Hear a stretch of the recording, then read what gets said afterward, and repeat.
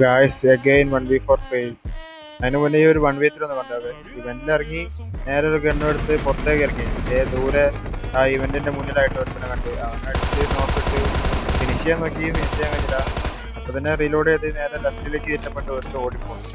അവനെ അടിച്ചിട്ട് നോക്കിട്ട് ഫിനിഷ് ആക്കിയപ്പോൾ തന്നെ അവന്റെ ടീംമേറ്റിന്റെ ലെഫ്റ്റിൽ നിന്ന് തന്നെ ഫയർ ചെയ്ത അവിടെ നിന്ന് തന്നെ അവനെ നോക്കിട്ട് ഫിനിഷ് ചെയ്തു. അത് കഴിഞ്ഞ് നേരെ അവിടുന്ന് ലൊക്കേഷൻ മാറി കുറച്ച് ആ മേളിലുള്ള മെയിൻ ബിൽഡിങ്ങിന്റെ മേലെ കയറി. പണ്ട് കയറിപ്പണ്ട് ഒരുത്തിന്റെ ഫൂട്ട് താഴ്ന്നു വെക്കി. അവൻ എന്നെ റഷ് ചെയ്ത് ഞാൻ ഫീലാണ് അടിച്ചിട്ടത്. അവന് മനസ്സിലാക്കി കഴിഞ്ഞ് ഗായ്സ് എപ്പോഴും പറയണ പോലെ തന്നെ നിങ്ങളുടെ സപ്പോർട്ടാണ് എന്റെ വിജയത്തിന് മുന്നോട്ട് നിൽക്കുന്നത്. Do support and subscribe.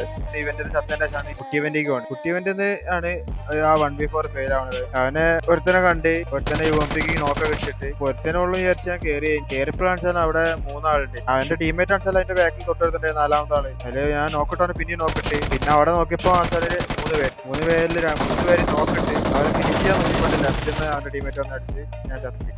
Prakash ഇന്ന് ഇത്രയേ ഉള്ളൂ. ബൈ.